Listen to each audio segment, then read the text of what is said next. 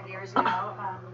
We went to a little restaurant in Redwood City. We were both in Northern California, and Rachel was like so incredibly young, like she didn't graduate from undergrad. But I could sense how much potential she had, and I was in California, right? So I'm really excited to hear her talk today. But I could sense how much potential she had, and I was an incredible scholar.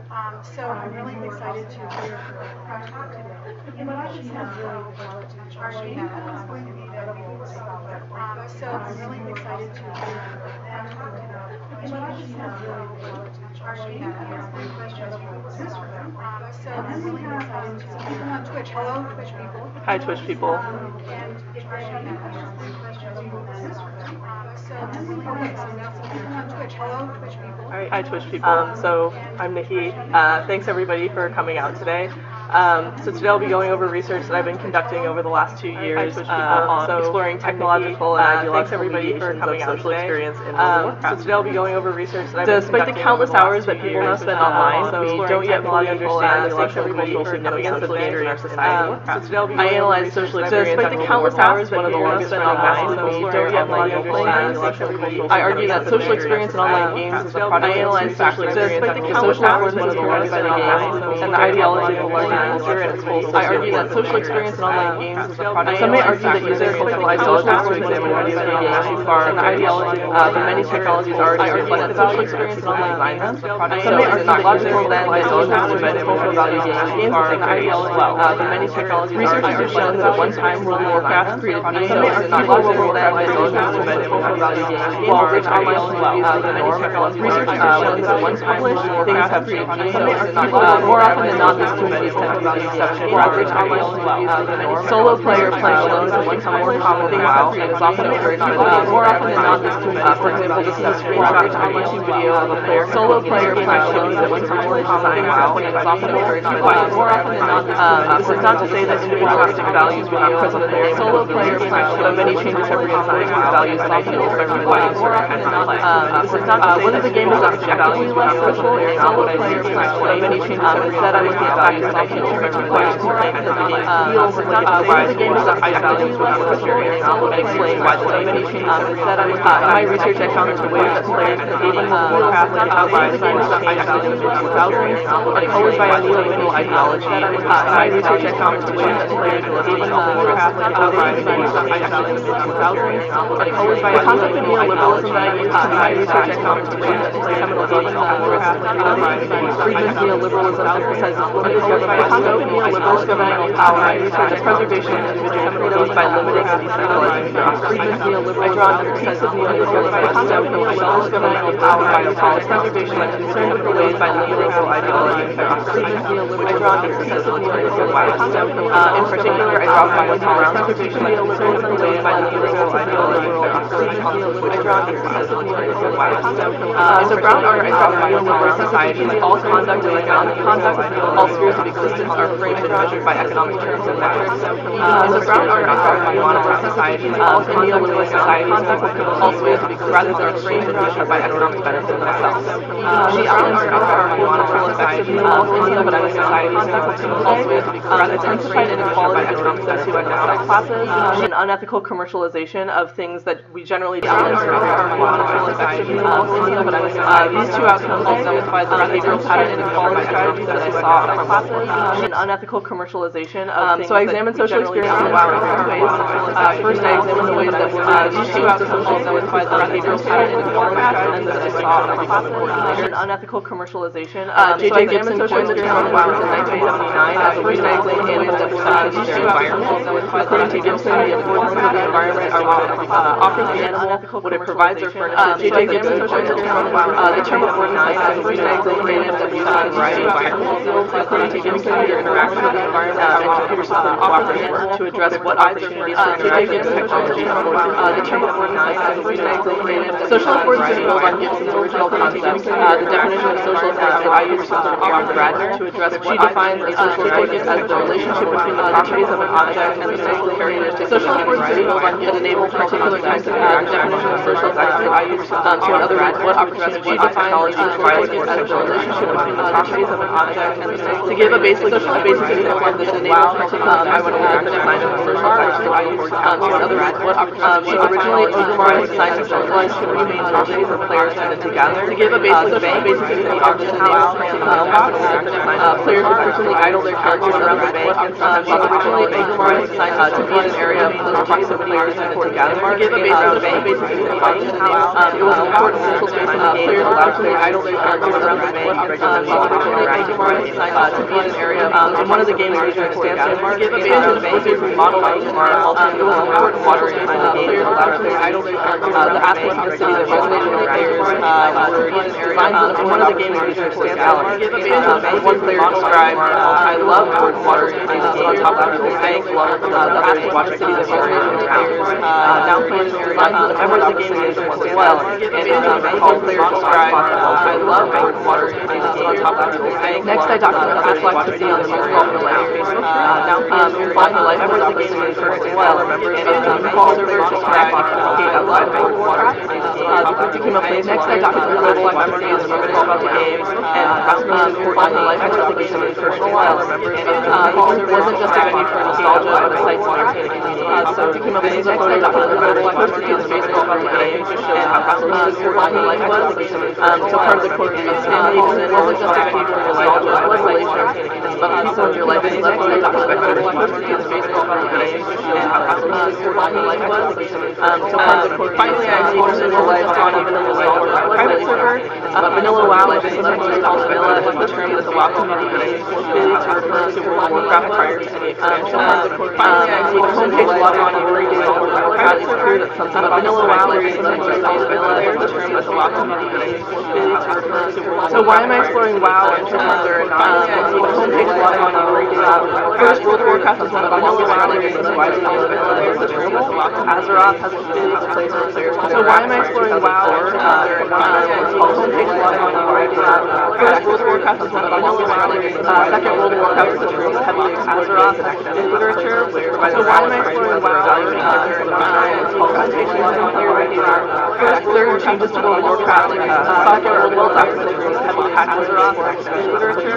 So why am I exploring WoW? Fourth, the metagame community surrounding WoW is much larger than other MMOs. There are changes to base Warcraft and Second, World of Warcraft is a term heavily BlizzCon convention also sites. Fourth, the metagame community surrounding WoW, and then finally WoW, but also online there are changes to base really important.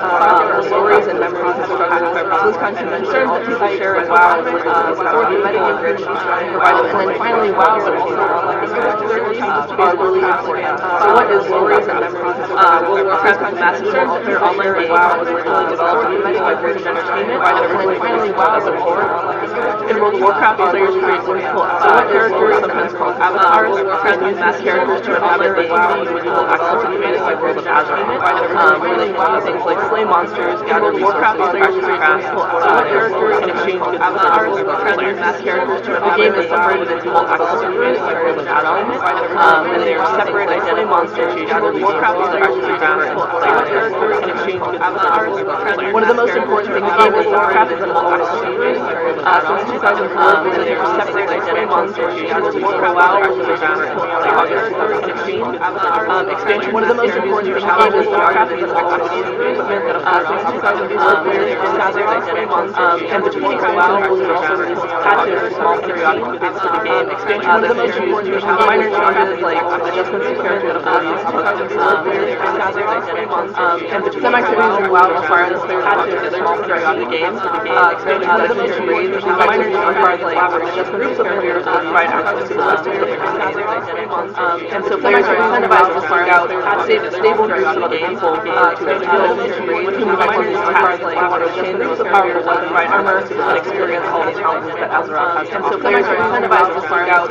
So as mentioned earlier, at its peak in 2011, Warcraft had over 12,000 acquisitions worldwide. The population of experience of Israel in 2015. So players are incentivized to seek out 5.5 million earlier, at its peak in 2011, Warcraft had over 12,000. But since that report was stopped, the population of public in 2015. So players are incentivized to seek out. And I want to clarify that I'm not saying that the reports have to be social for WoW, but since that restriction numbers stopped, but I do think that changes the way that the game feels. Sex players are and I want to clarify that I'm not saying that the reports have to be associated with WoW.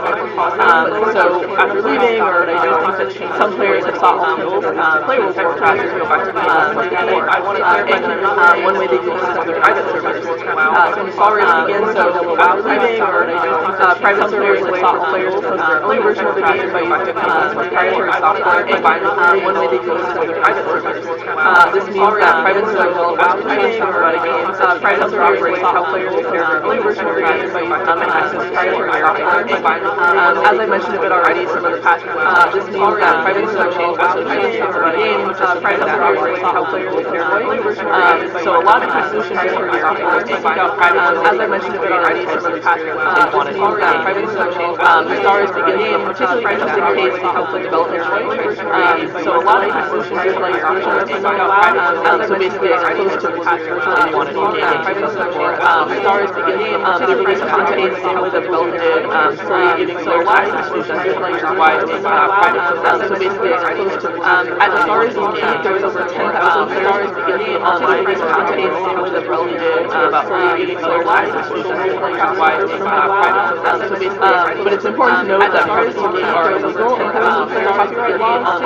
Most private server administrators get around this by using server access for Asian-wide copyright violations. But it's important to note that even knowing this, there are 10,000 private server most private server administrators get around this. Another feature that was not clear when Azeroth proper, but was highly important to play, but it's important to note that even knowing this, there are 10,000 private server most private by installing a specific mod. Another feature that was not sure about other characters, but was highly important to play, players will know that even knowing this, there are 10,000 by installing an active login. Another feature that was not sure about other characters, but was highly important to play, players will know that so this is an example of a damage meter for a particular enemy encounter on players and active colors correspond to class all characters in the pillars row the system recorded so this is overall damage per second and the percentage of overall damage and colors using all class all characters range layers highest base damage the system this is all this animation to damage per second and the percentage of your information across your colors and then aggregate all together and range layers highest all of the characters across each server so realm characters is all this animation based on class and the percentage of your information across your colors and then aggregate all together and range layers highest all of the characters across each server so realm characters is all this animation based on class and the percentage of your information across your colors and then aggregate my bad. Sorry, Twitch. Okay, I use several data collection methods for my ethnographic investigation of social experience on WoW. First, I examined posts on Facebook to understand what types of content players shared with one another and what types of communities players formed and managed outside of the game. Second, I analyzed the official World of Warcraft and Nastaris Begins forums. While the data from the forums are useful and provide meaningful insights into players' opinions, it's important to note that comments on the forums may represent a vocal minority and may not necessarily be representative of what all or most players think. But these posts are important because they allow users to publicly discuss issues in the community. I will be using some quotes from the forums, and I do want to note that I left all the grammatical and typo errors in, so it's not me not proofreading, it's just what players typed. But I wanted to leave that intact to preserve people's original meaning in their posts. Third, I performed an ethnography of Nastaris Begins as a participant observer. Participation included playing the game with other players, reading the official forums for the server, reading my guild forums, reading guides for my class and strategies for different boss fights, and spending time with players in voice-over IP programs, sometimes playing on Nastaria, sometimes playing other games, and then sometimes just hanging out and chatting with people. I focus on the experience of two guilds on Nastaria, Roasted Quail and Impetus. Both guild names are pseudonymous. And then finally, I conducted semi-structured audio-taped interviews with 8 Nostarius Begins players to further understand player perspectives about social life on Nostarius. All interviewees were members of both Roasted Quail and Impetus, having started in Roasted Quail and then staying with the guild after it reformed into Impetus. I use my data to discuss the ways that game design and cultural ideologies mediate social experience in World of Warcraft. By mediation, I refer to the ways in which game design and cultural ideologies can manipulate, direct, and shape the relationships between a game and its players. These player-game relationships are really complex because they can affect not only the way that a player engages with the game, but also the ways that players engage with each other. When Blizzard released WoW, the game was challenging and required players to collaborate in groups to complete certain tasks. Later versions of the game introduced changes that were intended to make play easier, but also altered the game's social affordances. Though an easier game is arguably more accessible to a wider audience, some players felt that changes negatively affected their social experience by removing or reducing the amount of collaboration and communication that was required of players. So in my analysis, I was concerned with the relationship between the changes to World of Warcraft, the social interactions made possible or impossible by those changes, and the players' social experiences. Essentially, how changes to social affordances affected players' gaming experience. While there are many changes to social affordances throughout World of Warcraft's 12-year lifespan, I focus on 2, Group Finder and Cross-Realm Zones. Group Finder is an in-game interface that was designed to hasten the process of creating player groups for dungeons and raids. Rather than players seeking out others for these activities, Group Finder automatically and algorithmically created groups by drawing from a pool of players in the Group Finder queue. In 2009, the feature was changed to allow players from multiple servers to group together, something that was previously impossible. Cross-realm zones are areas of the game worlds that allow players from different servers to join groups and complete quests together. And again, the ability to interact with players from different servers introduced new and complicated issues for player interactions. So knowing that features like Group Finder and Cross-Realm Zones changed the social experience of World of Warcraft is meaningless without an example from before these changes were introduced for comparison. So I provide this case study of Moonfall for Life. A former member of the Moonfall server created the group in February 2014, and through friend-to-friend invitations, the group surged to over 1,100 members at one point. Players had retained WoW-related material that was up to 12 years old, including screenshots, videos, chat logs, and other media that they shared within the group. Some of these things were more serious, like group photos in front of defeated bosses or friends posing in their armor with rare mounts, but others showed the sillier side of the community. Moonfall for Life provides context for the types of social communities that were once prevalent in World of Warcraft.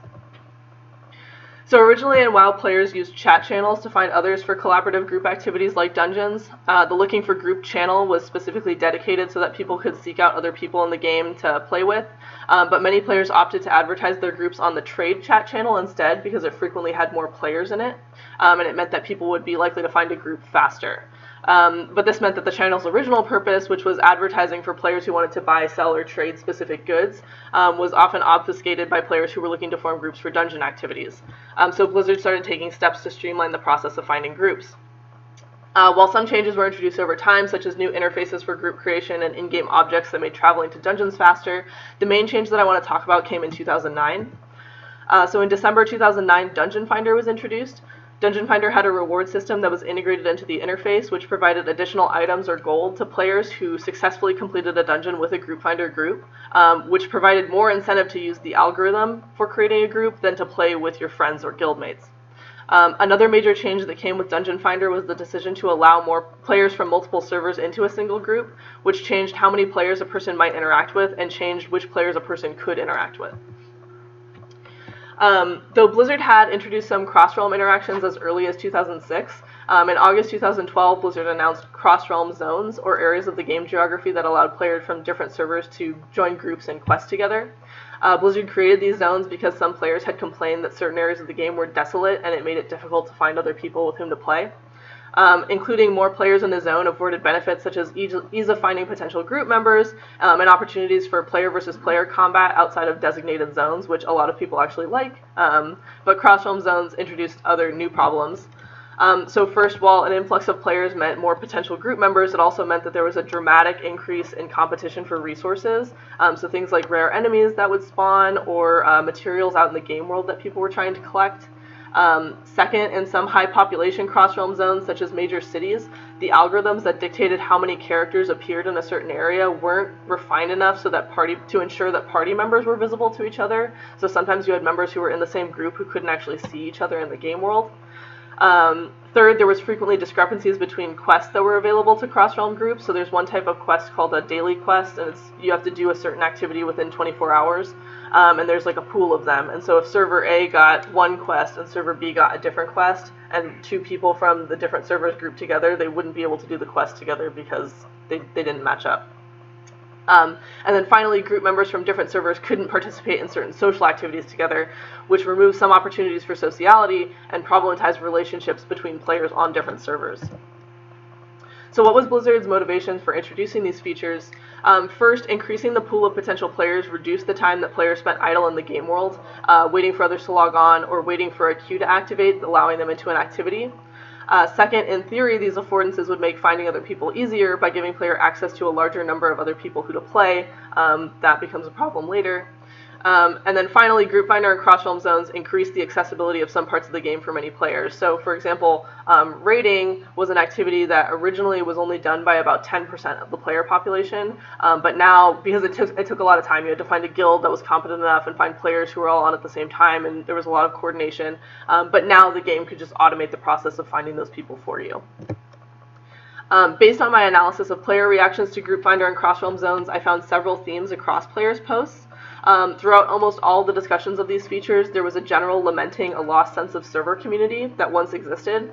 Regardless of whether or not the players believed that these features were what was contributing to the lost sense of community, there was kind of a unanimous belief that sociality had declined in some way on WoW. But I did find a rift in player opinions as to why player sociality might have changed. There was one group that argued that the new features had contributed to the decline in sociality, but there was another group that said it was the players themselves that were responsible for the decline in social interactions. So there was some general upset that these features had changed the game in some way, but some might argue that just because a feature is there, that it doesn't mean people need to use it, and that didn't seem to be the case based on what I was looking at. So one player did some personal testing to try to break these features in their gameplay, and what they called the empty friends list experiment, the player vowed to level their character to maximum without using the Group Finder interface at all, and the results in the player's own words: I formed exactly 0 dungeon groups while using the old school method, which was advertising in chat channels. When I explained my reasons for not using the looking for dungeon method, players tended to either wish me luck or flat out tell me it was hopeless to form a group in such an outdated fashion. So even in cases where players tried to resist new features, mass adoption of a system meant that some players reluctantly needed to adapt or they were going to be unable to complete a lot of the in-game objectives. And sometimes the features made it objectively harder for players to interact. So on Cross-Realm Zones, players from 2 different servers were unable to trade items with each other. This small change dramatically altered what social interactions players could have with each other. One player compiled a list of limitations on altruistic behaviors between Cross-Realm group members, saying, come on, I can't even give them that rare item that would benefit them more than me, give them some low-level health and mana potions, or give them a spot of cash if they need it. So even if players from different realms could now play together, their interactions were severely limited compared to their same server counterparts. And in some cases, cross-realm interactions created a sense of rivalry. There were several posts that I found that were documenting realm versus realm harassment, where players were discriminating against each other just because one player was from another server. Another portion of the player base believed that these new interactions were a direct result of people losing interest in putting forth effort to maintain social relationships. In response to a post about Group Finder contributing to a more anonymous play experience, one player said, if people had to be forced to speak to one another by a game mechanic, did they ever actually want to be social anyway? Everyone wants to blame Looking for Group for ruining social interaction, but nothing at all is stopping us from being friendly, except us. Another player was slightly more sympathetic, but still noticed a change in players' behaviors overall. It's like everyone is in their own world. I realize that they are probably working on their quests or whatever, but it used to be you say hi, they would at least most of the time acknowledge you. So which of these perspectives is correct? I found that it's a little bit of both, but just because players are adopting these new features doesn't mean that they are providing the play experiences that players want. One player summarized it pretty succinctly, saying using it and liking it are not the same thing. In vanilla WoW, players needed to form social connections to prosper in the game. Players maintained relationships with others to play, and also in many cases because the friendships that they developed were important to them. Changes like Group Finder and Cross-Realm Zones encouraged players to be self-reliant and perform activities by themselves, treating players in their groups as if they were non-player characters. By reducing players to nameless faces in a crowd, players become disconnected from other people inhabiting the game world, viewing them only as a means to an end rather than fully realized social agents. It might seem that a more efficient and individualistic game is what players want, and some definitely do, but a significant drop in the player subscription suggests that many players are not seeking an experience that is void of socializing. Even players who prefer old-school methods of play are forced to adopt new mediations because they become the norm. One sentiment that came up repeatedly in players' discussions was this concept of server community. So one player summarized how group finder and cross-realm zones affected server community, which was, in their opinion, the root of all of this decreased sociality. People aren't connected to their server anymore. You would hardly see the same people since they are from different servers, so that's why people are antisocial these days. Back then, when it was just your server, it felt like home and it felt like a community since you interacted with the same people on that server only. So what did server community look like? Let's look at Moonfall as an example. I consider Moonfall for Life a long-term community based on results from a survey that I provided to the group. Based on my sample, 83% of the group members began playing during the game's initial release between 2004 and 2006, so that was about 11 to 12 years ago. I also found that over 50% of the group no longer played World of Warcraft, or if they did, they didn't play on the Moonfall server anymore. So why would these people still join a group for a community that they were no longer actively a part of? The main reason I found that people joined and remained, even after leaving the realm or leaving the game, was because of past social experiences that created a sense of community that these players were still attached to. Many players were stunned that people had kept videos and screenshots for so long, and a lot of this material created very emotional responses from players. Things like, "I hate the fact that I actually miss you assholes," and "My God, so many people and so many memories on this post, I love you all." The purpose of the group was clearly more than game-related. One player summarized the power of the community in a post that received a lot of likes on Facebook. "I feel like it was more than just the game, it was the community. The people who we built a bond or relationship with was what made the game fun. I know that's what made me keep playing." Another important aspect of social interactions on Moonfall for Life was encouraging emotional disclosure between players or engaging in discussions about players' personal lives outside of the game. One player started a comment thread to catch up with members of the realm, explaining what she did now and checking in with her fellow server members.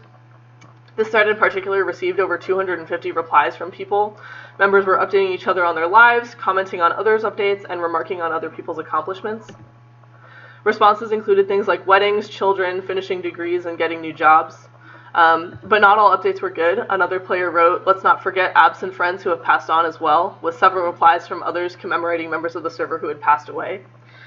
Some were hearing the news of the deaths for the first time, offering condolences to the players' families or directly to other family members who were in the group. Other players paid their respects with stories about the deceased to mourn and remember them together. These stories and shared memories are what contributed to the sense of community that players cultivate on older WoW servers like Moonfall. These are the kinds of experiences that players are missing from current iterations of WoW. The types of interpersonal interactions that made World of Warcraft the special social experience that it once was. So what can players do to get the play experience that they desire? For some, the solution was to seek out ways to play the game as it was before changes to social affordances, even if those alternatives were illegal. One might assume that by returning to the golden age of vanilla WoW, which was often praised for its vigorous social atmosphere it would be possible to recreate these memorable social experiences. While this is an admirable effort, it wasn't as easy to do as players might have thought. Affordances alone do not fully determine social experience in online games. I found that affordances interacted with the wider ideology of the culture in which players are immersed. As a result, while players often claimed that they wanted a collaborative community, they tended to behave in ways that were competitive and self-interested, thus reinforcing neoliberal values that diminished the overall play experience for many people. For many players, entering Nostalrius was an exciting and nostalgic experience. As one player described, "I'm sure anyone who could read the name," referencing Nostalrius, "would tell, like the nostalgic feeling of something you love that was taken away, and to have that back is just insane." It's important to note that the geography on Nostalrius does not exist in retail WoW anymore. After the Cataclysm expansion, in-game geographies were changed, some so dramatically that they're unrecognizable from those in Nostalrius. So for example, this is Thousand Needles, a questing area as it was in vanilla WoW. And this is how Thousand Needle looks now after the Cataclysm expansion when the zone was flooded. So this is what you see if you log into World of Warcraft today.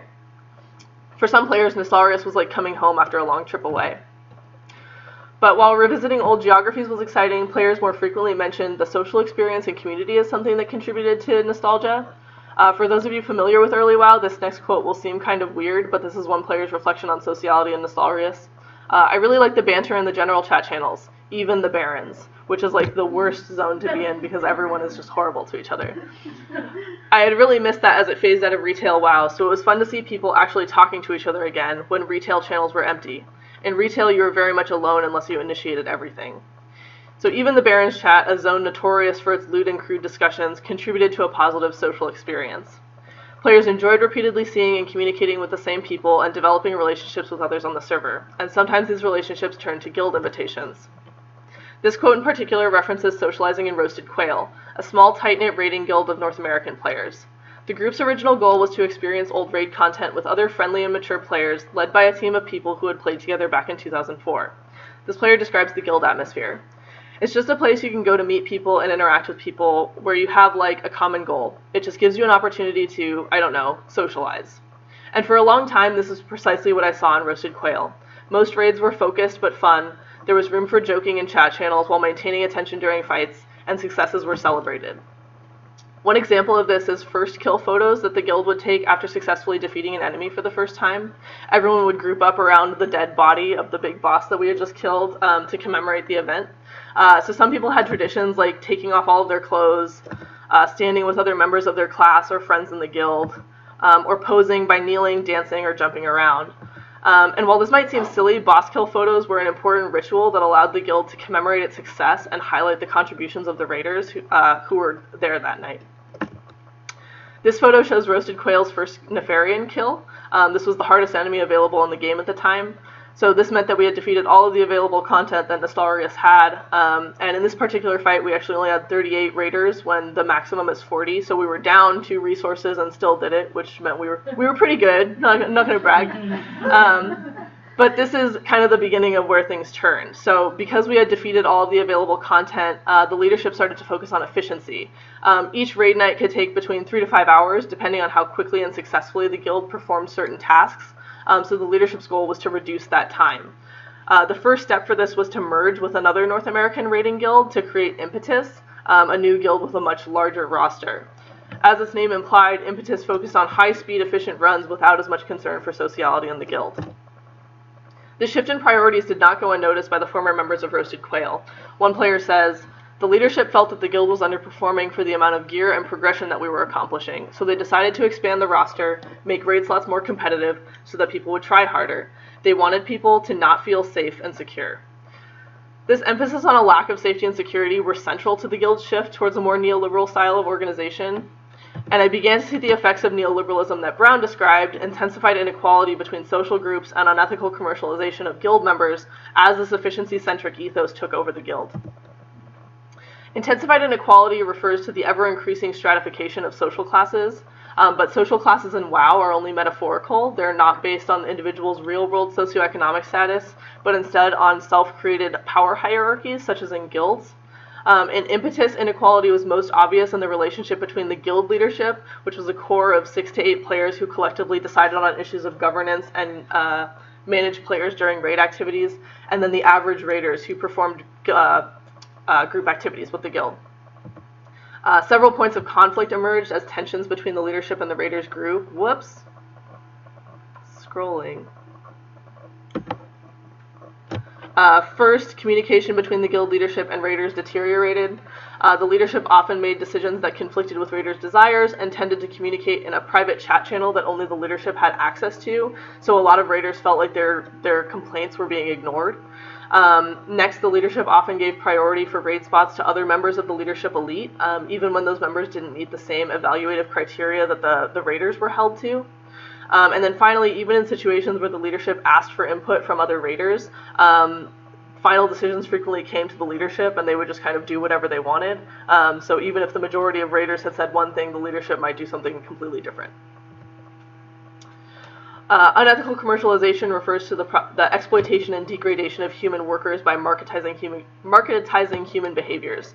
And again, this description is kind of metaphorical. So players aren't employed laborers to Blizzard or to the guild, but the self-imposed social strata in guilds allows certain players, which in this case was the leadership, to dictate rules for play, such as evaluation of player performance. In Impetus, the guild leadership encouraged the use of realm players to determine individual contributions via damage and healing meters and raids. Realm players allowed players to rank one another according to quantitative performance metrics. Reliance on these meters created visualizations of disparity between raiders, making scarce resources, which in this case was the raid spots and rare equipment that dropped, available only to players that were ranked highly by the system. A high rank on Realm players meant a higher perceived economic worth to the guild. In addition to these changes in social atmosphere, other changes emphasized the more individualistic neoliberal values, which led to a lot of strange dynamics in the guild. So first, the leadership had created this environment where guild members were competing for resources. While Roasted Quail was struggling to fill 40 slots for a raid, Impetus had 70 to 80 active raiders, which meant that a lot of people got left out of group activities. Competition as a primary virtue is noted in the literature as being a core tenet of neoliberal societies. Second, some players who had romantic partners or friends with whom they played were no longer able to raid together if there was a performance discrepancy between players. So for example, there was a married couple in Roasted Quail who regularly got separated in Impetus raids because the husband would get an invite and the wife couldn't pull high enough numbers, so she would get benched. And why they started to play on Nostarius together to have an activity to do together, but the way the leadership had organized things meant that they couldn't actually play the game together. And then third, some players from Roasted Quail began to feel that the leadership was overlooking the help that they had provided the guild previously. Low performance meant that a player could be dropped from the raid roster without any further discussion, something that happened to several members of Roasted Quail after the merger. And as a result, some of the disenfranchised Roasted Quail members left the guild or stopped playing the game because they were no longer able to play with the people whom they had formed these relationships with originally. But even players who made the cut, so to speak, were not happy with the way that the guild had changed. One player explains, "It's not the same atmosphere as Roasted Quail. We're like, oh, we're raiding with, like I was going to say family, right? It wasn't really a family, but people got along pretty nicely in Roasted Quail. In Impetus, it's like they try to pick the best from each and every little subgroup, so the atmosphere is competition. It's not the same friendly atmosphere." So there was obviously a change to the point where the guild went from feeling like a family to feeling like the site for competition. But how did this happen? The short answer is basically that the leadership's reliance on Realm players contributed to the adoption of neoliberal values within the guild. Realm players became an essential tool that the leadership used for the economization of play in Impetus. So by economization, I refer to the process of transforming the practices, knowledge, and conduct of a previously non-economic sphere into those that mimic economic or market-driven values. Realm players measured players' performance in a number of ways that allowed people to evaluate their own performance over time and afforded the leadership the ability to determine which players were doing the most damage and healing. And these measurements quickly became synonymous with your value to the guild. But as with any algorithm, Realm players was flawed. In fact, Realm players actually ignored a lot of abilities. Raids are designed so that certain supportive abilities that don't do any quantifiable damage, such as dispels and cleanses, need to be used to remove negative status effects from other people in the raid. But the algorithm couldn't track these spells, and so didn't give a comprehensive understanding of what players were doing. So one player said, "What I wished happened was meters showing like dispels, cleanses, them showing spell interrupts, stuff like that. It doesn't, so all you get is people who just spam their highest damage stuff and get on the meters." A lot of players actually started avoiding using their non-quantifiable spells in favor of maximizing their damage and healing output, which meant that these players sometimes led to the death of the entire raid. So because they refused to use these abilities, 39 other people died. Realm players basically encouraged people to be devious in order to benefit themselves, even at the expense of others, an ethos that reflects many critiques of neoliberal societies. Many players that I talked to were disheartened by the state of Impetus, but they were kind of unsure about what to do to make the game enjoyable again. Another problematic outcome of neoliberal societies is the feeling that there's no alternative to the system in place, that this is how it is and this is how it's always going to be. Some players felt disenfranchised by the leadership, isolated from their peers, and devalued as persons during raids. One player summarized what many players felt about the merger. "I don't know, I could just name basically our entire 40-man from back in Roasted Quail. After the merger, the elitists showed up, and it's not as close-knit anymore. Like, I look back on Roasted Quail, I see sunshine, and I see raids, and I see no loot dropping," which was kind of a joke because you never get good gear from dungeons. That was just like a thing. But at least we were having fun. "And now I see no loot dropping and no sunshine. No loot ever drops, but at least there was sunshine." Some players drew parallels between the change in attitudes and Impetus to the changes seen in retail World of Warcraft, a continuing shift towards individual performance without regard for other players. One player explains this sentiment by explaining the difference between what he deemed old school and new school WoW mentalities. And so the old school WoW mentality says that there's loyalty there. You're finishing the dungeons, you're killing the bosses, that's what's important, and you're doing it with a group of people who give a shit about you. He continues, and the new school WoW mentality is that this person does 10 damage more than you per second, and we're still killing the boss, it will just take 3 minutes less time or whatever, but being good is not metrics driven. Like, what you're doing is not driven by metrics or healing meters, it's driven by success in the raid, you know? The shift from valuing loyalty to valuing efficiency and metric-driven success left many players feeling that they had been abandoned by their guild. At the time I ended ethnographic data collection on Nostalrius, roughly half of Roasted Quail's original raiding roster had left the game or left Impetus. While Nostalrius Begins originally intended to bring back a nostalgic vanilla WoW experience, players in Impetus were influenced by the neoliberal values reflected in the leadership's governance strategies. Players began to view each other as competitors rather than collaborators, and learned to value each other based on their quantitative contributions to the guild as measured by realm players. My case study of Roasted Quail and Impetus indicates that while games are the product of the culture that they emerge from, so are the players. But what does this mean for the sociality that once existed in vanilla WoW, and the players who still crave that social experience from their games? In conversations that I've had with Blizzard employees, many describe the social phenomenon of vanilla WoW as a happy accident that developed organically within the game. However, I argue that vanilla WoW sociality was not an accident, and instead that Blizzard actually structured sociality into the game's initial design. One example of vanilla WoW's design sociality was the inclusion of communal spaces that contributed to the inherent sociality of the game, like Orgrimmar at the beginning of this talk. As I mentioned a bit earlier, servers often functioned as their own self-contained communal spaces that nurtured healthy social networks of players. The robustness of these communities is evident in my analysis of Moonfall, where players maintained a community even after many of them had left the game or played on a different server. With a limited number of players on each server, people could develop persistent identities, guilds could establish reputations for their accomplishments, and players' actions could affect their standing within the community. And not all reputations that players develop are notorious either. This is an example from the Moonfall for Life group where people were remembering a player for always handing out free baked goods in-game, which this player also did in real life when they went to BlizzCon and brought a bunch of cupcakes with them. Now, however, server community is all but lost. With players from multiple servers able to interact in dungeons, raids, battlegrounds, and even some questing areas, choosing a server is a much less meaningful action. Cross-server interactions make players anonymous faces in a sea of characters, without identity, without reputation, and without a stable, server-based community of players. This image is from a player blog combining the Forever Alone meme with a WoW screenshot to emphasize the sense of social isolation stemming from some of these changes. While more characters present in a given area may provide the illusion of community, social presence alone is not enough to maintain sociality. Many aspects of WoW's initial design encouraged player interdependencies that structured the game so that players were forced to interact. These interactions did not necessarily need to lead to long-term interpersonal relationships, but a design that requires players to seek out others for help creates an environment where people expect others to be friendly or social in some way. For example, WoW had 3 interdependent class types that assured that no one character could excel in every aspect of the game, and indicated that players needed to rely on each other in order to complete certain tasks.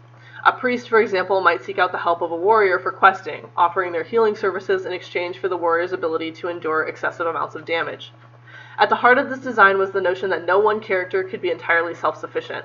Players needed to rely on each other in order to succeed.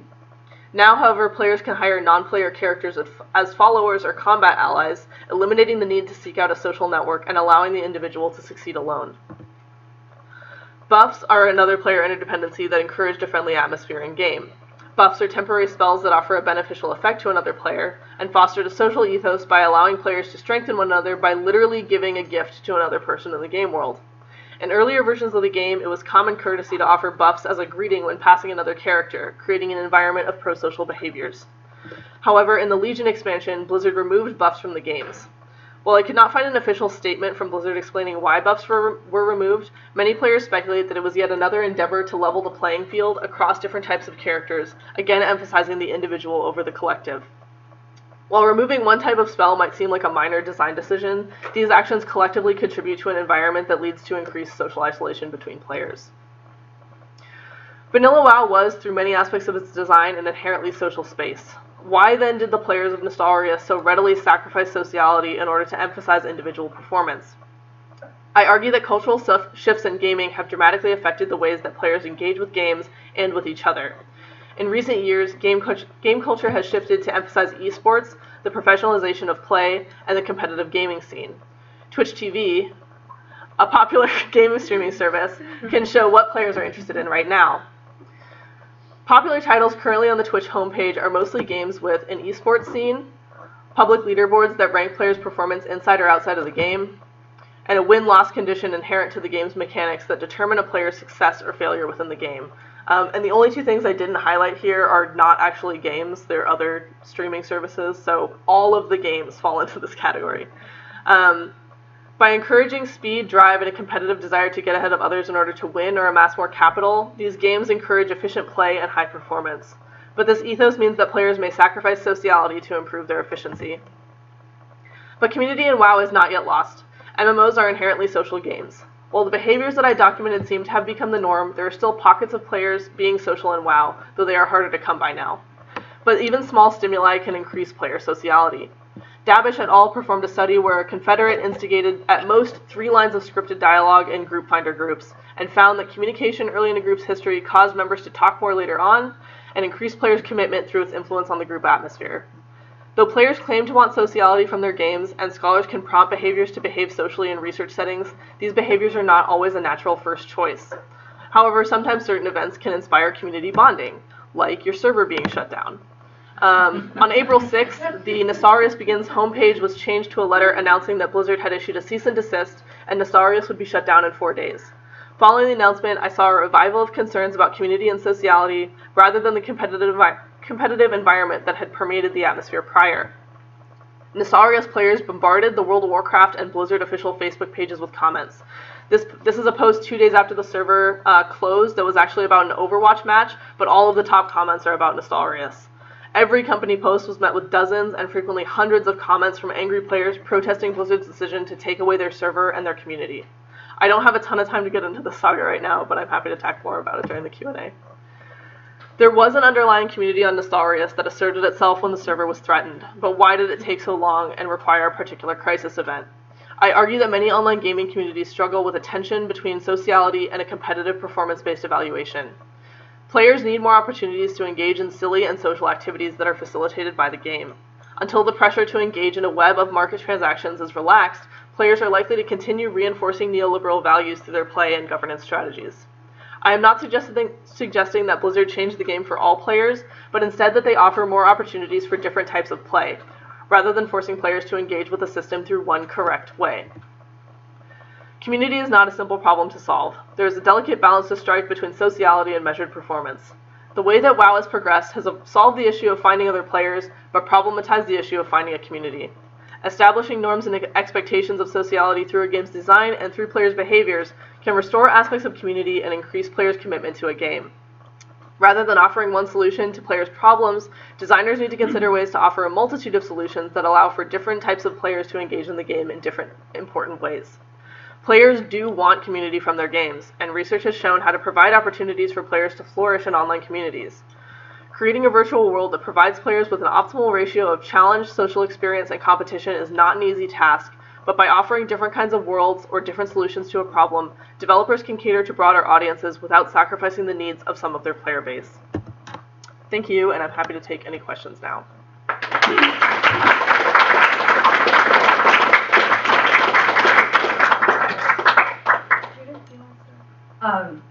Well, I can give it a try. There's so much here. So I'm probably one of the few non-gamers in the room. And it's been a great pleasure working on this. I think one thing that I'd like you to talk a bit more about, having done this great exposition of the substantive things, the issues, the tensions, the atmosphere, the emotions, and all the changes, is your the uniqueness of your argument bringing neoliberalism into the picture. So just to expand on that a bit in regards to thinkers like David Harvey and Wendy Brown, and the argument you make there, I think, going back to Milton Friedman, who, in a sense, introduces the term, if not coining it, and then the critiques that you bring in by Foucault and other very complex philosophical thinkers, so if you can come Just talk a little bit about it? Yeah. Okay. So I wasn't going to use neoliberalism originally. That was not in the game plan at all. But I was basically in the middle of the ethnography and watching kind of all of this stuff fall apart, and I was like, this is devastating. And I had this book on neoliberalism at the time, and I was reading it, and I was like, this is literally just my guild right now. What is happening? So it made sense to start looking into that more, and it was like the deeper I went, it was like all of this stuff is exactly what I've been seeing on the server. And so it's this idea that like, and it's very, I do want to say too, because I looked at North American players, and maybe this would have been totally different had I been in a Chinese guild or something else, but it was this, we're going to be the best of the best, and we have to perform to these standards, and if you don't meet these standards, you're like just kicked off the team, and it doesn't matter. So again, I emphasize the 2 points of intensified inequality and the unethical commercialization, and it was, really over time, it was players are disposable, and the leadership are the only ones who have any sense of security, and everybody else has to work very hard to prove that they have any value, which is a really like inherently neoliberal ethos. So do you want me to get into specific stuff about any of the theorists, or?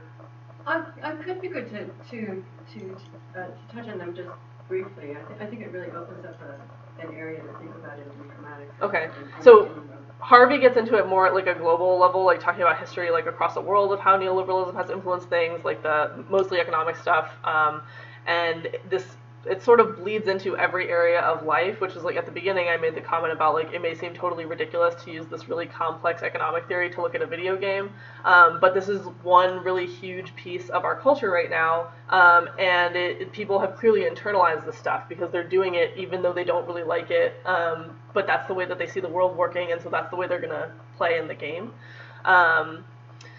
And then for Brown, she focuses more on the North American side of things, and sort of the ways that these kind of effects emerge in the culture itself, I guess. I don't know if this is like 100% answering. Like, yeah, I think it's great. I think to maybe bring it back towards the games, this quantification is something that Brown critiques. Yeah. That people start being literally treated like numbers and not people and as competitors. But you're sort of talking on both levels of the enjoyment of the competition as well as the fairness of the competition, to put it bluntly. Yeah. Right, so. It was something that a lot of people were like so excited to see how they did on the meters and things like that. And I didn't actually get to talk about this in the talk, but it became so hyper focused on like the meters go up and everyone logs off and gets on the website to see where they ranked. And it was like really stressful for a lot of people. And there was actually one guy in the guild who told me in secret that he had downloaded a mod that just automated the process of healing for him. It was like you had normally you have to like prioritize like how high of a rank do I need to use and whatever, and it was just this algorithm was playing the game for him and deciding what was the most efficient thing to use at this time. Just click one button and we'll figure it out. We'll figure out who needs it the most and whatever. And all of a sudden he shot up super high on the meters, and everyone was like, wow, he's doing really good all of a sudden. Like and he just couldn't tell anybody. He's like, that's the only way I can go to raids, is if I don't play the game effectively, is if I just use this algorithm to solve it. And so it's like, it lends itself to being like, well, now that we can rank it and now that we can quantify it and see like this thing, even though, as I said, it was totally flawed and people started doing all this really stupid stuff. And cheating. Yeah, and cheating, really, like, but that it just people so easily fell into those patterns once it was made available to them. All right, I have lots of I mean, we can sort of do Brown. There's some lovely food here, everyone, by the way, so feel free to come get it. Eat things so that I don't have to take them home. Yeah, because I made mom and dad go back to the bus too. So I mostly have sort of provocations or invitations for speculation. Okay. Because I'm curious about some of the stuff that you haven't touched on, and I want to hear what you have to say. Okay. And so I guess the first question that I really want to ask is, like, there's clearly something here about our powerlessness in the face of these systems, whether they be the social affordances of the technology or the set of sort of neoliberal assumptions that we end up being configured by, regardless of whether we actually buy into them or not. Mm-hmm. That these incentive systems sort of produce this sense of a loss of agency, a loss of power. And so I'd be interested in hearing your speculation on what successful resistance might look like to these systems, and whether you think it's possible to establish an alternative set of values and adhere to them in the face of this immense pressure from both the social and the technological systems. Yeah. So thanks, because now I can pull up these other slides that I have. So I have like suggestions, and again, like this is all speculative. I haven't like looked at it, like putting these into practice and like, oh, this solves everything. Why don't you just do this? But like as far as like starting points of like where to go, this is what I would suggest. And like I said, you know, there are people who really like this. Like, there are people who like solo play. I know there's people in this room who like solo play and don't want to have a guild and just want to be able to use like looking for group and whatever. But there's also people in this room who want a social experience from the game that they're playing, and so you need to offer both. You need to find a way to cater to both of those things if you want to like maintain a player base. So I have a few different suggestions. One of them is merging realms, because server community was such a big thing for a lot of people, even in like when they were talking about the affordances themselves and what Nostarius wanted and all of that. So right now the way that it works is they have all this cross-realm stuff that you can do, and there's like two different kinds of servers. There's connected servers where players can interact as if they're on the same server, and these coalesced servers, which is like the cross-realm thing, and you can't trade with them and whatever, but you can see each other in the game world. And so I was like, why did they make connected realms and not just collapse these servers? Because you still have, like, if I'm on Moonfall and you're on something else, I know you're not on my server, and there's nothing tying us together. We're just on the same connected realms. So, and it's, the screenshot I have here is that actually, even if you're on a connected realm with someone, you get all these additional things that are like, hey, this person isn't actually part of your community, like, and we're going to flag that for you in like 12 different locations on your screen. So you get right next to their name, you get their server name, on their, little like HUD thing at the top there, they have a little asterisk, and then in the actual game world over their head, you have another asterisk next to the name saying like they are different from you. That's like support for othering the other person. Exactly. And so my suggestion would be like, okay, if you're connecting them already, just give them a unifying name and make it one server, and now you have a larger server where all these people are together. Some other stuff would be like offering social servers, so Blizzard already does PvP servers where you can do combat out in the world, or roleplay servers that are specifically for the people who want that. So just get a server that is locked, like you can use Group Finder even, but it's only going to be people from your server, and that way it lets you develop that reputation. You're not anonymous. Things that you do have repercussions and things like that. My guess is that they haven't done something like that because it would be way more complicated than saying this is where you get a role play. But I think that would be really useful for some people, and I think a lot of people would be really interested in something like that. Same with, so they have some like socio-technical tools that they can improve. So this is the Guild Finder interface, which was introduced in 2011. It still looks like this 6 years later. They haven't changed anything about it, and it kind of sucks. And people have said, like, it's absolutely useless. I saw some people who played be like, what is this? Because nobody knows that it's there, and it's completely functionless. So they have, you can specify, like, what are the guild's interests, and what are they available, but this isn't the way that players talk about their play. What I want to know is, what are your raid times? Like, tell me when you're actively raiding. I want to know, like, how many people are online, what are your peak hours, and there's no way to do that except for this little comment box down here, which, as you can see on the other screenshot, there's some blurbs, but you end up getting these walls of text, and it's, like, too much to parse through. So these systems aren't designed super well. But these are things that I would like start with. Also, positive externality is something where it's like, it's rewarding for other people around you. You can use this thing and it's beneficial or whatever, but other people are going to benefit from it as well. And I think buffs are a really good example of that, and I still have no idea why they took them out of the game. Yeah. It's terrible. Bizarre, yeah. Bonnie has a vendetta. I never recovered from this yet. But so this is where I would start, and it's like you just need to introduce, because they keep introducing stuff that it's like, oh, now here's a new rated battleground and whatever, but like you need to introduce things that's like, here's gonna help. Also, let me pull this up, because so they like clearly know this is a problem. This is a screenshot from when Legion, which is the most recent expansion, was coming out. A screenshot from August 2015, which I was able to access through the Wayback Machine, and they said that they are adding improved social features in Legion.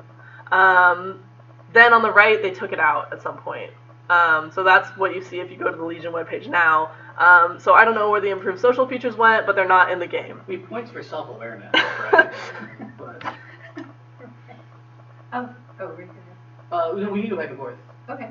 I did want to ask you to describe just the phenomenal ethnographic immersion that you've had, because I think it's part of your history, it's part of your community, so that of course, not of course, but that actually gave you a certain kind of entry. But you've really interacted with a lot of different groups coming together around this, whether the commercial entities, the leaders, the different groups that get disrupted or formed. Yeah.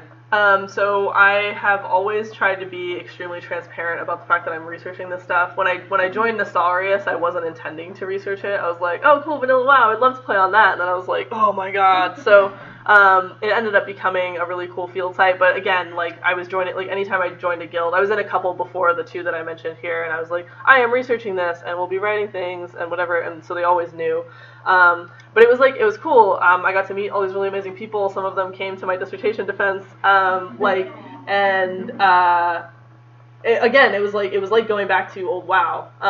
And I had actually stopped my ethnography maybe like a month before the server got shut down. And the day the thing got announced, my phone blew up, my Facebook blew up, and it was all of my old guild members saying, you have to come back, the server's getting closed.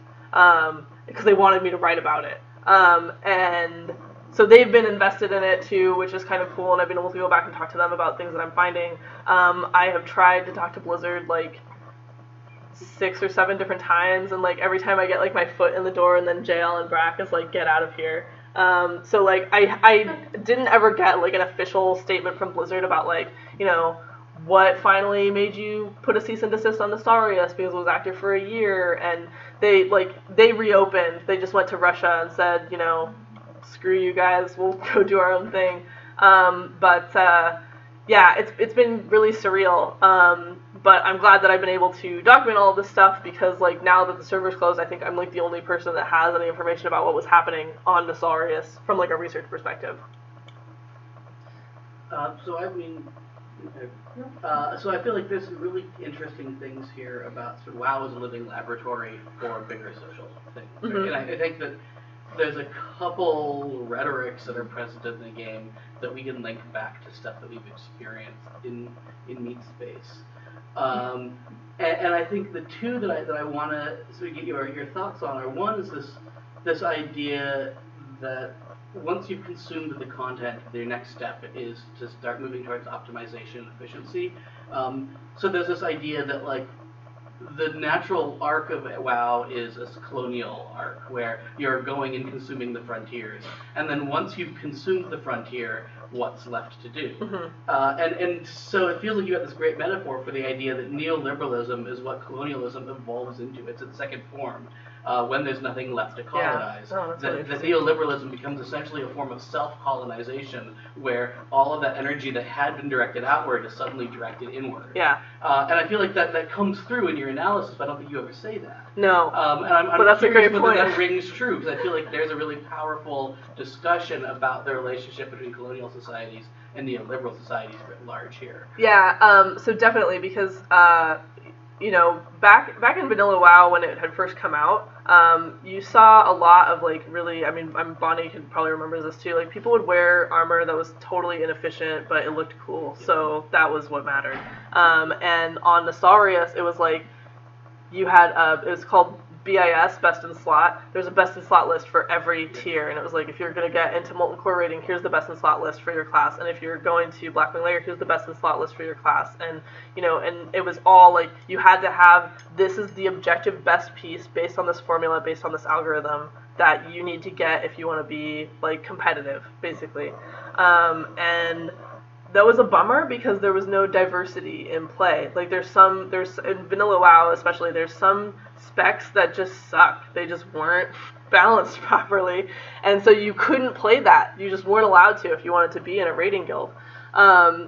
And this is kind of, I say this in the dissertation, and I think this is kind of a controversial like opinion, but I think there is some benefit to just blackboxing some stuff and making it so that players can't figure everything out. I think Josh is gonna have a heart attack in the back of the room. But and make it so that it's not like, oh, if I get like X amount more agility, my damage will increase by Y. I think it should be like, I think I do more damage, but I'm not really sure. And then you talk to your friend, and maybe they're like, oh no, I found this thing and I kill stuff so fast, or like whatever, and require that players talk to each other and kind of figure this stuff out, but don't let them theory craft it all out perfectly, because then you're going to get, here is the objective best thing, whatever, exactly what you said, like where it goes from, let's experience all the new stuff, and then once we've done that, let's make it the best that it can possibly be and fit everything in so it's the most optimal, efficient way to play. And I guess that's rad, and that's fascinating. Can I just comment Yeah. before, I want you to continue, but, so, I mean, one obvious question is, well, once they consume the content, why didn't they start having parties and doing goofy things like we used to do back in the day, and sort of develop a whole different set of activities instead of this efficiency-driven Can kind we of run this stuff? dungeon without armor on? Yeah, Right, yeah, stuff like that. exactly, right. And some of that stuff did happen, and like does happen, but it's definitely not like the norm. I think achievements are an interesting way to like encourage some weird stuff, but are also kind of bad, because it's like, well, you have to play in this certain way if you want to get this achievement, like, oh, do this dungeon without any armor on. Like, the achievements can be goofy things, but it's still going to be, quantified, or like you can find a, like, well, now I've ticked that box off and it's just one more thing I've completed. So yeah, as far as like why it didn't become, I think that goes along with the game culture changing, and like I don't want to like just rag on esports or anything, but I think it becomes really hard when you have a game culture focusing on these high like paying tournaments and these super high performing players that are the best in the world and whatever, and that's what people strive to do, and the game companies are supporting that by offering player leaderboards and things like that, that make it really hard to like, that's the thing that logically makes sense to do, because that's what you do in a game, that's what they see being done in the game, and so why don't we have alternatives that are more visible, I guess. Yeah, continue, I just want No, to. that's great, and actually it kind of leads to my next point, which is the parallels between sort of apocalyptic thinking and what happened when the Star Race was scheduled to be shut down. Oh yeah. And and whether there's something we can learn from the end of days narratives, right? Because it feels like in some ways we see in Meat Space that the end of days narratives are used specifically to build certain kinds of social groups, that like doomsday cults, religious groups that believe the rapture is coming, the rapture of the nerds. Like there's this idea that when your world is finite, suddenly your value systems change, suddenly everybody stops pursuing monetary gain and starts pursuing some other form of gain. I'm wondering if what you saw at the end of Nostalrius and the ways in which that server community sort of revitalized itself in the end of days has some lessons in it about how we position ourselves today. So there was, it was totally like, the end is nigh. There was people literally shouting off on top of buildings, like using the yell command to shout out, the end is nigh, like not a penny or a shekel will we give to Blizzard again, There was a lot of weird things that happened too, because everyone was like, well, the characters are going to get wiped, so who needs an epic mount? I'll buy you one. Right. And because it was pointless. And so all of these weird things where it's like people were buying things for each other, people are selling all of their stuff off, people were advertising other private servers together, like, come here, let's all go to this server, and it was a disaster for the other private server communities, because Nassarius was the biggest, like, it was huge, and so all of a sudden you had this influx of 1 million accounts trying to go other places, and people were, like, servers were crashing, and other servers were like, we're going to have a Nassarius welcoming event, where if you make a character, and, like, you'll get a maximum level character immediately, like, so as far as like things to learn, I mean, it was exciting to see this stuff happening. There was also, I have a video of, there was a suicide march from Orgrimmar to Thunderbluff. Everybody just walked in a line and then threw themselves off of the cliff and killed themselves. It was cool to see, because people were so amped up about like, why did Blizzard take this thing away from us? We really wanted this and now we can't have it, and we did all this stuff on our own to make it work. But I'm like, why did it take you so long to realize this cool thing that you had, like, until it was, like, about to be taken away? So, like, in terms of, like, I don't want to say, like, it should feel like you're never going to have this thing and you should always appreciate what you have or anything like that, but, yeah. But just, like, it was neat to see that people were so passionate about it and could get so passionate about it, especially to the point where they were like rioting and revolting against Blizzard on Facebook and on the forums, and they had to close. They locked so many like bring back Nostalrius, like official World of Warcraft threads that were just getting like deleted like immediately after they got put up. So. We're going to finish with the committee. Oh, are you? Yeah, Okay. yeah. Did you go through? Is this something on Twitch? I have one more, but it's less interesting than the last one. Well, why don't I ask one question and then we'll open it up and then we'll come back to the uninteresting question. Yeah. So you have all these wonderful ideas as both a player and a researcher about how this could be made better, and they seem like definitely within the realm of possibility to me. These are not totally blue sky kinds of things. What forms of governance or communication or collaboration could we have with companies like Blizzard to make some of this happen? I mean, that would be kind of blue sky, but how do we get beyond this sort of stuck place that we are now?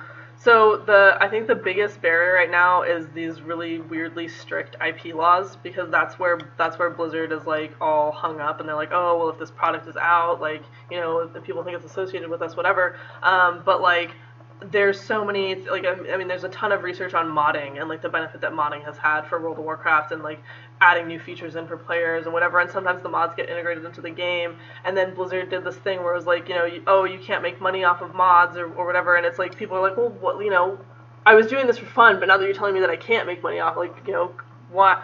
So, like, they need to basically open up to their player community, and I know that that's hard, especially because they're a huge company, but they need to be working with the players, because the players are willing to do this anyway. They're running private servers, they're going to do it anyway, they don't care that it's illegal, they're going to make mods, they're going to do all of this stuff, and Blizzard is just actively ignoring all of this cool stuff that their community is doing that could contribute to their games in like a really cool and important way. So like the blue sky thing is, stop having the IP laws, like, please let us help you do cool things, and I realize they need to do some of that to protect themselves, but like, from like my perspective, it's like, people were so willing to go back to this old game that they spent like hundreds of hours. Like, I tried to talk to the Nostalrius development team, but they were located in France, and it was like really difficult to like get them to confirm whether or not we could actually talk. But like, it was a team of like 20 people that just sat there and recoded all of World of Warcraft. Like, they had the assets and whatever, but they just made it all work. Private servers are kind of like notoriously garbage. You have like enemies that will fall through the floor, or boss fights that won't work, and Nostalrius was like very, very good in comparison to a lot of what was out there. And they weren't making money on it. I think the thing that dinged them was that they opened up the donations for the server to maintain the server, but they weren't making money off of it. And so as soon as there was an exchange of money, Blizzard was like, the fist comes down. So yeah, they just did it because they wanted to have that. And it's like, no, you can't. Like, I know you want this thing that we did that you really like, but you can't do it. So EVE Online, which I know nothing about, except that they have councils of players and the company, seems to have gotten around some of these issues. Is that sort of an avenue, something more formal like a council, or? So I'm not familiar with the EVE, how EVE handles it, but something where it's like there's representatives from the community. And I know they do something like that on the forums, where it's like, this is like a community plus like member, basically, where you get a different colored text and everything, and you're like approved by Blizzard. I don't know what benefits it gets you, but something like that, where it's like, yeah, like, let's get the input from these people. If they were able to do it, like, you know, so that it randomly sampled the population, and they had enough people where it was like, all right, now we can have these little clusters doing things. I think that would be interesting, definitely, as a step. Yeah, so I think, you know, based on everything you've said, that's sort of, you know, a next question for you to consider is how that could actually happen. Okay, do you want to call on people? Dan, it's been like dying. So aside from the fact that I have like at least 2 hours of questions about like the stupid like treating the PDF as like a stat and all this stuff. But anyway, my question actually is specifically related to some of the questions coming out of Josh and Judith, and especially your responses to them, and actually the presentation in general. How much do you see the fact that, like, WoW, which it's not unique that WoW requires you to belong to only one guild at a time? Like, you point out that it has a guild finder. Well, if you've only been on one guild at a time, the guild, no wonder a guild finder kind of falls into the series because you're not going to be changing guilds all that often, presumably. So like, how much of this, like, how much of the problems you kind of outlined throughout your discussion and how much you could open up a lot of these social issues, if you could even simply belong to like 3 guilds at a time, 3 to 4 guilds at a time, and be able to swap between them, you're no longer having to choose your place of employment in the same way. It's like having to make these economic choices where you can actually, kind of swap between different social strata. Like, there are other games that have multiple guilds or things where you have like some that are strictly social, some that are strictly performance based, and you can actually jump between different kind of like identified spaces without having to choose one or the other. So I know that that's a thing that like Guild Wars did, and I think Final Fantasy does it. And I think that's different, but not necessarily like that's definitely the solution, like, or anything like that. Because I think there's something about guild identity there, like, that is very heavy for people. Like, if your guild has a reputation as being like, they have like this super badass, druid named Gazi and whatever. You get this reputation and that's kind of cool, but if you're like, oh yeah, I'm a member of Guild X and Guild Y and Guild Z, and I do them for different things, like, again, it's kind of like taking that identity and making it a little bit more convoluted, sort of in the same way that, like, oh, well, we're on this connected realm, but I'm on Hakar and they're on Daggerspine, but we are connected and whatever.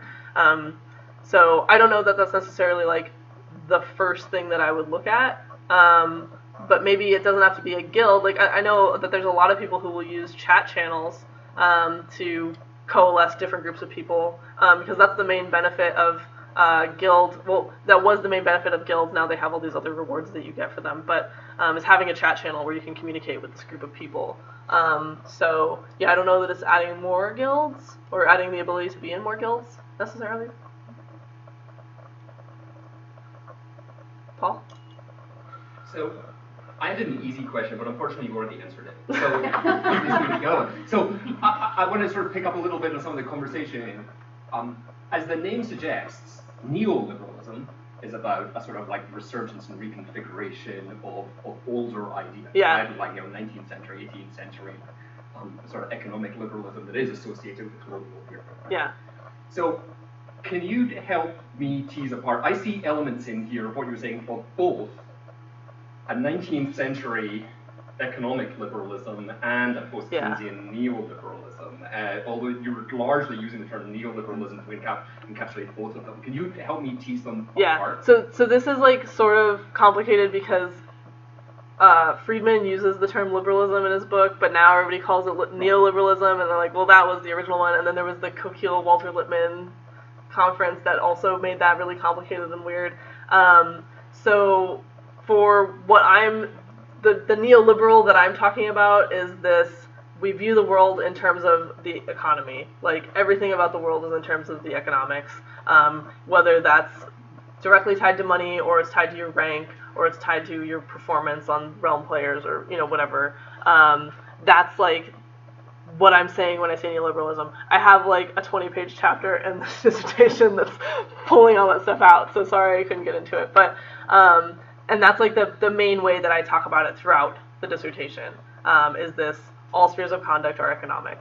Does that? Yeah. Okay. Yeah, but I know it's ridiculous and the terminology is garbage. So yeah.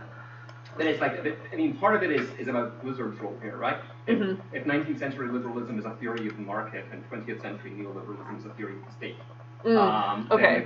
Then the question of the role of Blizzard is actually really intriguing. Yeah, and because they become they have the final say, right? Like, they are the ones that are allowed to issue the cease and desist, and even if players want an alternative, they're not allowed to have one, or they're allowed to have one as long as Blizzard deems it okay. Like, you can mod, but you can't go make a private server, and you can mod, but you can only mod certain things, or only distribute your mod in a certain way, or whatever. So they definitely have control over, and yeah, I actually don't get into that a whole bunch in the dissertation. But definitely around Nostalria's closing and Blizzard's role in having the final governance say of that, for sure, in terms of the state. I have to jump in there, because I think one of the things that's really interesting about the Nostalria's context is that the role of the state, the role of sort of the system of authority, is actually this diffuse thing, right? Where like realm players essentially becomes the arbiter of value, right? It becomes the mechanism by which one is ranked. And yet this is created by players, right? It's created it's outside of one the person admin team. and one dude volunteers. who's introduced this tool. You take this tool away, and the sort of the illusion of being able to quantify everybody suddenly, like surfaces. Like it allows you to pretend that everyone can be quantified and ranked, even though it doesn't fully capture the experience of play. So realm players was one type of damage meter that was kind of like damage meters on steroids. But damage meters were a part of vanilla WoW, and there were mods before people knew that realm players was a thing, they were using recount, and it was just a different mod. But the thing that realm players made weird was that it logged everything over time. So we had every raid we had ever been on this site. Recount was you get the last fight or the last group you were in, and then it's gone. We're not going to save that. So it was just it was damage meters plus. And so I think there was still ways for people to get those I want to be the best on the meters and whatever, but it was very temporary, and then once it was over, it was kind of done. But now you had it archived. And that was meters become this pervasive surveillance. Yes, apparatus, right? Yeah. Carolyn? Hi, thanks. That was amazing. I have a comment and a question. I think all really well-constructed and well-executed research, we're opens up an enormous range of questions and possible directions and applications. So sort of second, I'd like you to talk a little bit about where your interest is next after this work. Dying. No. But only in a more specifically, I'm interested in, since you've made a connection between the societal reality of neoliberalist attitudes and the way that those affect the game environment, if that connection is valid, and you've convinced me it's doing well, what's the impact for game companies and game design as a unit of our current society? What's missing, I guess is my question, in a game company that makes this happen over time? So if you were the head of HR at Blizzard and you could reimagine a game company that makes the kind of games that you want, what does that look like? Okay, so lots of things. One, I feel like games as an entity are sort of predisposed to this anyway. I think the cultural trajectory of stuff is huge in this. But even if I'm oh man, leaderboards are terrible and they're ruining our society, blah, and then it's arcades were a thing in the 80s, and so this has been around forever.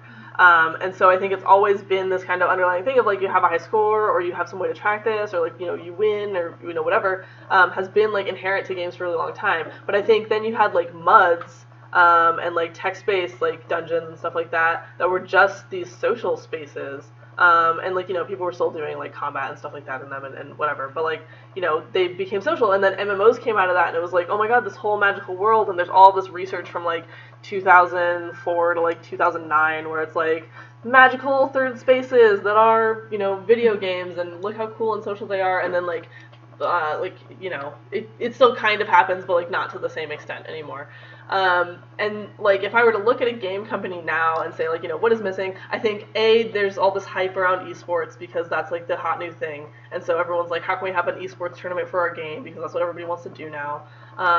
B, I think diversity is a problem, and so they're getting one perspective of one type of gamer, because a lot of people who work in the games industry also really like games, and so the straight white dude problem, that's a big portion of the people in the games industry, and I think we need more voices in there and more people saying what are the alternatives and what are other things that we can add to that. So I think addressing that is a good idea. And then being I don't know if this is a thing that could happen because AAA is going to follow where the money is going, but we need AAA studios to do more weird stuff like indie games are doing. I would love to have some of the cool innovations that indie companies have done with a AAA funding behind it. and see what weird things we get. But I don't know that that's possible because games are a part of our economy, and people are going to do things so that their workers still have jobs, and we'll get Assassin's Creed 5000, and yeah. Aaron? I have a thought I want to share and a question. So the thought I wanted to share is, I know that you're in conversation with, the computers, games of empire here, inventing liberalism in games. Mm-hmm. My thought is, I was really struck by your brief conversation about the end times, especially because that doesn't seem like neoliberalism as much as it seems like anarchism. And thinking about Darwin for the computer, they're approaching neoliberalism through an anarchist autonomous Marxist studies. Mm-hmm. I think there's a lot there, and I would really encourage you to look at that and think about what that means and how that form of governance is being regulated and what it means for those players, because I think that's a really exciting thing they can tap into. That's for dissertation 2.0. That's part of the book. But yeah, no, but I totally agree. It was really interesting, and it was kind of crazy to see the stuff that people were. I have logged chat logs. Like I just left my character idle and collected all the stuff. And it's just a ton of bizarro comments from people and things that people were doing and all of this stuff. And the hour-long video of everybody walking to kill themselves and whatever. I can put that on the background while we're talking about this actually. Yeah, but yeah. I think there's a lot there. So I mean, if you do dissertation 2.0, I think you would have a yeah, definitely. The question I have is about nostalgia. The name of the server is Nostalgia. Anyone's gonna go slam their dick in a car door? Yes. Yes, they're nostalgic for something that seems to come about 10 years beforehand, maybe 15 years. Strength, health, and everything over there. Not quite lit anymore. Yeah, I played it when the servers originally came out, and I was trying to be one of the first people to get. I think it was intentional. I think that they must have known, right? Like they wouldn't name it Nostalrius without realizing that it has such a close thing to nostalgia. I'm not paying for the subscription anymore. I think part of it is definitely the game world changing. So like I mentioned a little bit earlier, the geographies are different now. The game world looks different. They did an overhaul of the graphics so that all the character models are different and stuff. And there's something kind of cool about going back to that shitty graphics version of the thing that you loved when you were 10. But the people said, a lot of it was that people talk to each other, and there was memes of asking questions in chat back in the day, and Bonnie talks about this in her book. You ask a question in chat and people would answer you or say oh, go over here, and there's a meme one that's where's Mankirk's wife, and so when I got to the area where Mankirk's wife was, everyone's where's Mankirk's wife, where's Mankirk's wife, ha ha ha, because that was what everybody asked. They couldn't find her or whatever, and now you go into the game and you're hey, where's this thing, and they're look in your quest log. Go Google it. There's 1,000 different websites that you can find this information from. Why are you wasting my time by asking me? And it's just different. And I don't know precisely why. I'm sure all of the neoliberalism stuff and the social affordances and the fact that the game is you just aren't encouraged to interact or rewarded for interacting with other people in any meaningful way.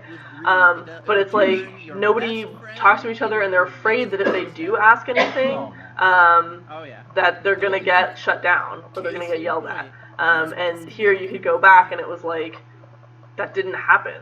And it was weird because this game had been out for 10 years at that point. So yeah, there's still tons of stuff that says what's going on in Vanilla WoW, but it was just oh yeah, let's go do this quest together, let's go do this, and whatever. So the sense of we're doing this together, we're having fun. I did see the stuff where you'd be running around and people would just buff each other running around. He made a comment about I'm gonna kill myself. And oh shit. I'm not gonna go ahead. Yeah. The one memory that I have, I don't know. I'm sure actually, the one memory I have of that playing the family will sue. That's why I'm allowed like they had a time that they were gonna have the wedding. I mean, as fucked up as it sounds, if we made a post on Blizzard, if we got some crazy number of people to say, hey, look, you just ruined my life, I'm gonna And the fucking. game I actually have nothing had to live items for. that you could use Well, so that if you you do could that, have your wedding they dress kind or of your tux. you're looking So for somebody it was to thinking like about come out those your door. non-instrumental True. activities. And if it turns But- out you were faking, then holy shit, Yeah, you are you in some fake me, okay, serious but trouble. if- So, What if someone did, and that's that also was true? emotes, which I didn't get to talk about, but emotes were just, They it's just- just Yeah, social why commands, would they and lie? it doesn't do anything for the Yeah, progress, I but think it it's gonna can happen. create funny It's situations and, it's you know, whatever, quality and of life. It's a. they're still you know, there, it's- but I they don't know could if they've wrote done, a like, there's letter, it no could be a emote, paper like, signed by 'em, hey, improvement my life's or over. whatever I since the game's had release. as much time dedicated Yeah. to So, this, and I'm curious about the like shift it could be real. They could sue. Oh, roasted quail, the Yeah, impetus? yeah. Yeah. Yeah, so, okay. It'll- I Like, find it how kind of ironic that, scummy would you fucking look? It's like, the see, Saudi look, server people kill seems like themselves. Give us this- our private this servers. space where No, people but are it'll like, make Blizzard. social setting I mean, is this less, is we're all gamers. There's economized, you know, there's all kinds of media outlets. It'll get out, and you know everyone and, would know. So it'd be just. Fuck yeah, dude, I'm down. Paper, but it seemed kind of like a sudden Flash shift drive. from that. I'm down. Let's fucking do it. You're saying like Nostalrius needs a martyr. It'd be like Yeah, those yeah, they do freaking need a martyr. Tibetan monks and shit self-immolating in front of the Chinese like parliament. Like go down to Irvine and like light yourself on fire in front of the Blizzard headquarters. Is it just to get all the alpha Yeah, what if they're going after Nostalrius so they could preserve their IP, so they could launch their own system? So No, it was a little bit more that's- gradual than I was like you're able you're to. half- It you're was like, halfway- we merged and everything fell apart. But like beating Nefarian, I think was a They are huge doing it part to of it, protect their IP. because that meant that we had done They liked everything. Nostalrius, So they're like Josh not was allowing talking about it where you go from like because colonization to like economization, and so it was like, okay, we did everything, but now let's try to do everything better. And they had been saying for a while, like the guild leadership, they were like, you know, we need more people because we can't fill a 40-man raid and we can't stop, like, keep doing this. And then they were like, we're thinking about a merger, and everyone was like, Yeah, they loved the I China don't farmers. Every know. time And they were they like, banned one, no, they we're took gonna do more a money. merger. And so it just kind of happened, and that introduced a ton of different problems. Like there was different behaviors between the two guilds.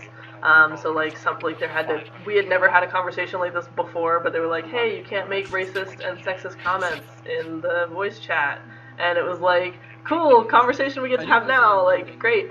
And people who like then were weirded out by that dynamic kind of leaving, and again the people who were like, you know, I used to do all this stuff. There was one, there's a quote in the dissertation about this player who's talking about like, I used to make all the capes. There's this one fight where you need a special cape to protect you from the dragon breath, and he's like, I made all the capes. I was like the cape guy, and I would just do it because I wanted to help people. And now it's like they don't care that I like was doing this thing for them. I'm just not pulling damage anymore, and so I don't get to go to raids. It doesn't matter that I was like buying repair bots. It doesn't matter that I was making the coats.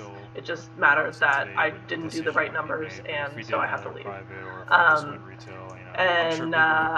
Yeah, it was like the main. There was like two main guys that were in the leadership that kind of like spearheaded a lot of this stuff. They were like the two. Like there was a leadership council, but they were like kind of above that even. And they were really the ones who were directing it. It was like, you know, people would die and they would like be all mad. And it wasn't like that originally, but it was really when it was like, you know, we've done this before. We should really be doing it better. So it was more gradual than I could present here, but yeah. So many fucking transactions. It's insane. Mute the video. Oh no. Okay. Was one of them. There we go.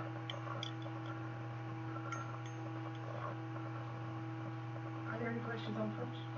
Oh, yeah, okay. Okay, so Dr. Nat 4 asks, so we see that this guild on this server went to a neoliberal direction. Was this necessarily the predetermined outcome? Was this because of the illegal server or vanilla? Or maybe because of what Blizzard moved towards over time versus this non-Blizzard server? So I don't necessarily think it was the server itself that was encouraging them. They, like, because this server in particular was, like, trying to recreate vanilla WoW as it was originally. So it's not like it was like, this is a server where you can level super fast, which, like, may have created this new weird variable that we have to consider. But I think because like part of the reason that I think it went this way was sort of like Vanilla WoW is solved. So like there was nothing new necessarily to do there. It was like there is a correct answer of what you're supposed to wear. There is a correct way to do this fight. There is like these are the solutions that we've had for the last 10 years, and that's the way that it's gonna be. But it wasn't like that at the beginning, I think, because people felt like they still could do it again and do it new. Like everybody was really excited. The server got shut down before this happened, but the Encourage dungeons were supposed to be coming out in like a few months, and everyone was really excited because it was going to be new stuff to do. And I'm like, this dungeon is 10 years old. It's not new, but it was new there. And that was what contributed to the like, we get to experience this all again, for the first time, quote unquote, but going back to it. Yeah. More questions? Yeah. So I have another one from Shindig. Have you observed similar phenomenon in modern esports games? You mentioned competitive games to get optimization quickly, but there are social/exploration elements to competition as well.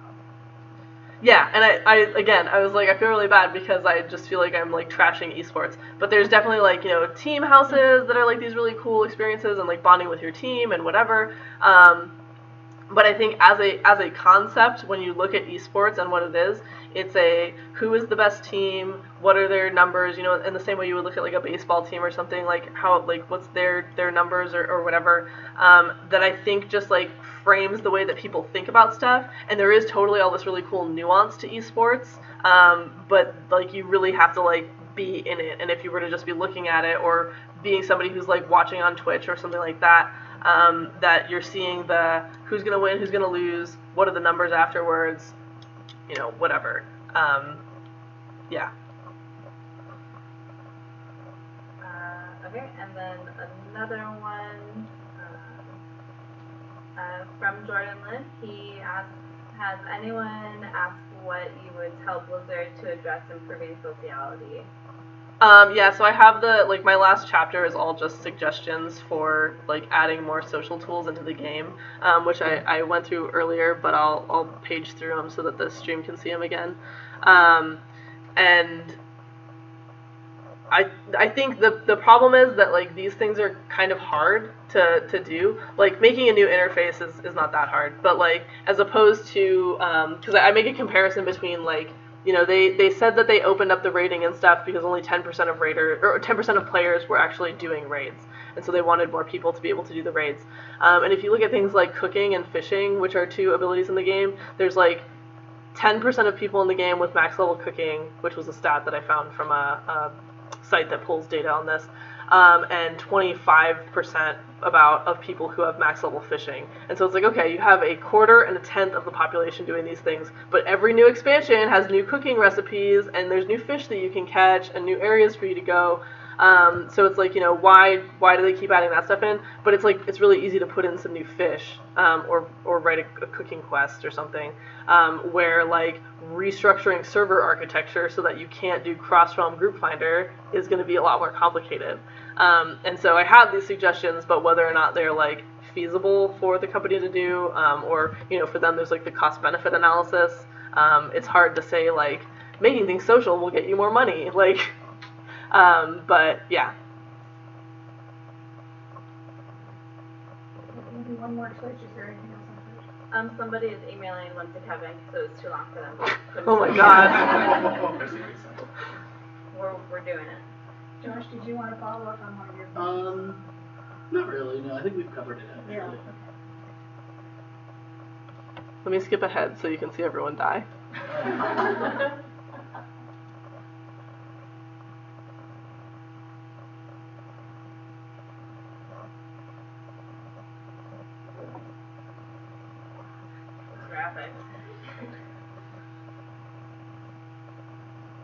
Oh, and I had the ZG mount when my character got wiped, which is a really rare mount. I'm not bitter about it at all. This